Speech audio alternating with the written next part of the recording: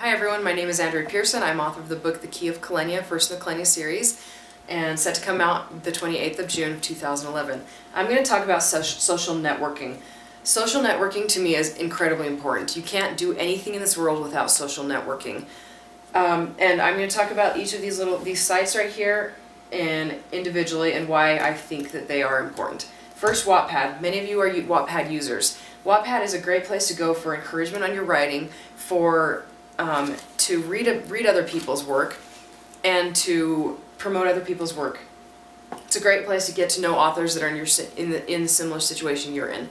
Alright, AbsoluteRight forums are really helpful for people who are ready to search for an agent and ready to search for a publisher. You get in there, you get to know each other, and you talk about the different agents, how long they take to respond, and whether they're still looking for certain things. And then there's Autonomy. Autonomy is based in the UK. It's run by HarperCollins. Basically, it's similar to Wattpad, although if you reach the top 5 in the votes, HarperCollins will look at your work and decide whether they'd want to publish it or not. The difference between Autonomy and Wattpad, it's a lot bigger, much bigger. And Autonomy, you'll get people who aren't as nice as people on Wattpad. Sometimes that's really helpful though, because you want to get the critiques in an honest, upfront manner, and you'll get that here.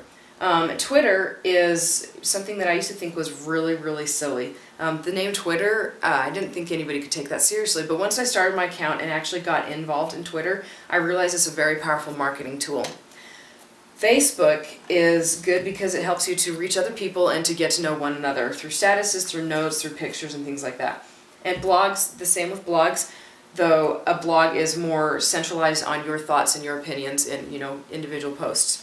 Now, a couple of things to know about every single one of these sites. First off, people don't want to hear about your cause all the time. They don't want to hear about vote for this person in this political office. They don't want to hear that all the time. They don't want to hear about your book all the time. They don't want to hear about what your main purpose is for being on these all the time. So a good thing to remember, a good percentage is 75% 75% your personality, 75% what you find interesting, 75% engaging with other people, 25% promoting your stuff, especially when it comes to Twitter. Don't send out message after message after message a day, read my book, things like that.